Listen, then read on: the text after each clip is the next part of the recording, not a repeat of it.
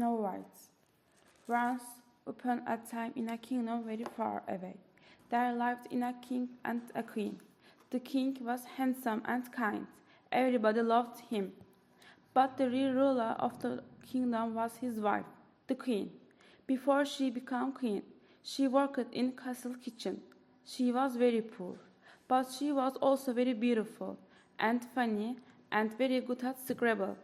So the king fell in love with her and married her. The king loved the queen very much, but the queen was always afraid that the king would meet someone more beautiful. Luckily, the queen had a magic mirror. The mirror saw everything and knew everything. Every day the queen looked at herself in the mirror and asked, "Magic mirror on the wall, who is the most beautiful of all?" And the mirror replied, "You are my queen. You are the most beautiful woman in the whole world." The queen was happy. She knew there was nobody in the world as beautiful as her. But one day everything changed. The queen stood in front of the mirror and asked the usual question, "Magic mirror on the wall, who is the most beautiful of all?" And the mirror replied, "You are very beautiful, my queen, but the most beautiful woman in the world is Snow White." The queen was shocked. Who is this Snow White?" she asked the mirror. "Snow White works in the castle kitchen. She has hair as black as night, lips are as red as roses, and skin as white as snow. As of 8 a.m. this morning, she is a wee bit more beautiful than you." "Arg!" yelled the queen. She stamped her feet. She pulled her hair. Then she sat down and sobbed. "I will lose everything." The queen was afraid, and that fear turned her heart cold and hard. She called a trusted hunter to her room. "Find the girl, Snow White," she ordered. "Take her far away. Take her deep into the woods." And then the queen looked deep into the hunter's eyes. She must never come back. The hunter found Snow White and took her into the forest. When they reached the deepest, darkest part of the forest, the hunter stopped. "Go," he whispered.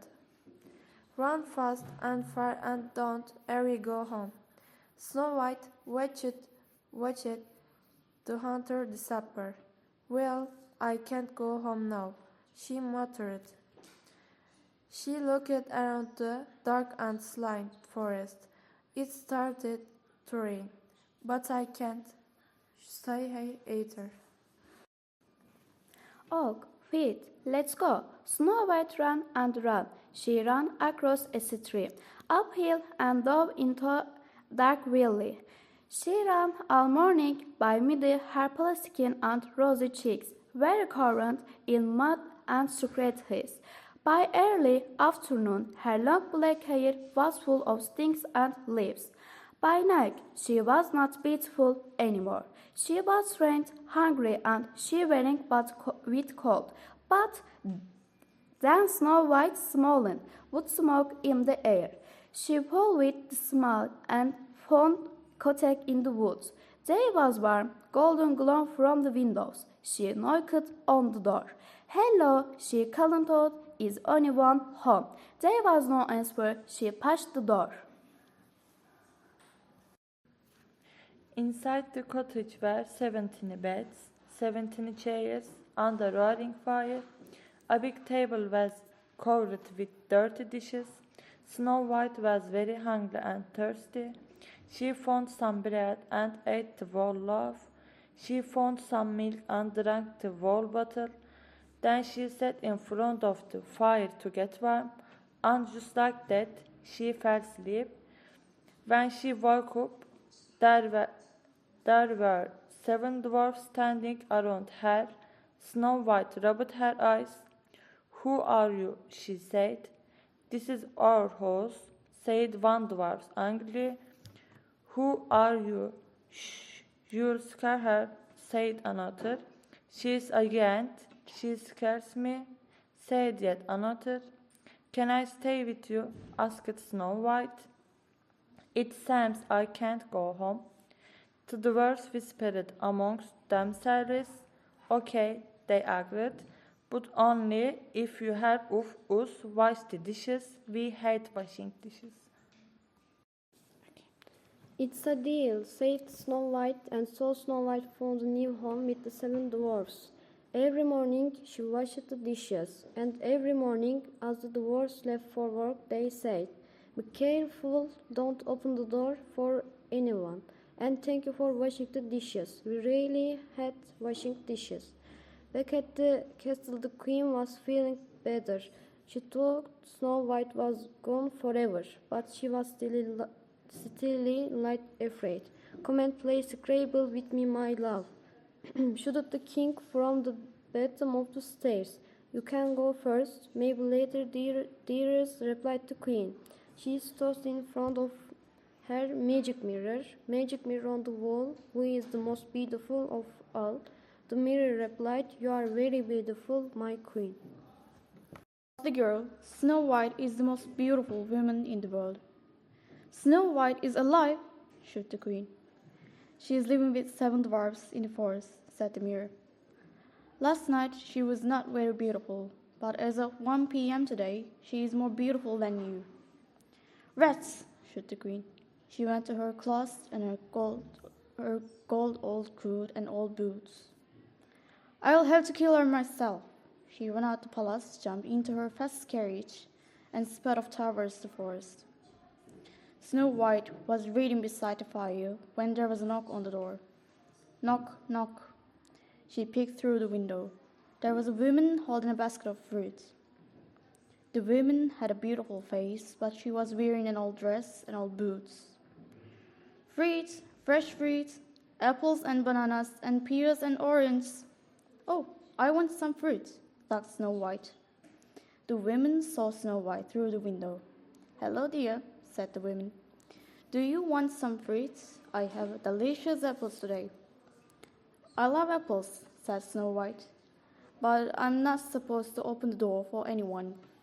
Those apples might be poison." "Oh, how silly," said the woman. She cut an apple in half. "Here, you can taste the half, and I will eat the other half. That way you know it's not poisoned." Snow White opened the door. The woman gave 1/2 of the apple to Snow White and ate the other half. When Snow White saw the woman eating the juicy apple, her mouth watered. She couldn't stop herself. She took a big bite of the apple. Almost immediately, Snow White fell to the ground. The apple was poisoned, but only 1/2. The queen sighed relief. Quickly, she got back into the carriage and rode back to the castle. When the dwarfs arrived home, they found Snow White lying on the floor. They yelled in her ears. They tickled their feet. They poured cold water on her face, but she didn't wake up. "Is she dead?" asked one dwarf. "She doesn't seem to be alive," said a second. And so the dwarfs made a glass coffin for their beloved friend. They sat on a table in a beautiful part of the forest, surrounded by flowers. Snow White lay there for over a year, through spring, summer, autumn, and the winter. One day, a prince from a different kingdom was walking through the forest with his dog. He saw Snow White's strange glass coffin. He brushed off the leaves and set Snow White inside. Just then, he tripped over his dog and knocked the coffin off the table. Snow White rolled out of the coffin and onto the grass. "Oh no, oh dear, oh fiddlesticks," the prince shouted. But then an amazing thing happened. The piece of the poisoned apple was stuck in Snow White's throat, fell out, and then she began to cough. The prince rushed to help her. "Apples," she coughed. "I beg your pardon," said the prince. "No more apples." That night, the queen stood in front of the magic mirror and asked her question. "Magic mirror on the wall, who is the most beautiful of all?" And to her surprise, the mirror said, "You are very beautiful, my queen, but Snow White is again the most beautiful woman in the world." "What?" she screamed. And in her anger, she picked up a shoe and threw it at the mirror. The mirror smashed into 1,000 pieces, and then the magic mirror inside it was released. No! Screamed the queen. She collapsed on the floor and fell into a deep sleep. While she slept, the queen had a strange dream. In her dream, she was dancing in hot iron shoes. Her feet burned and burned, but she couldn't stop dancing. When the queen woke up from this terrible dream, it was morning. The sun was shining and the queen felt different. The magic mirror spell was broken, so she didn't feel anxious or jealous anymore. She felt free. She went downstairs to find her husband. She really wanted to play Scrabble. And what happened to Snow White? The dwarfs were very happy to see Snow White alive. They invited the prince for dinner. When the prince learned that nobody liked washing dishes, he bought them a dishwasher. Everybody lived happily ever after.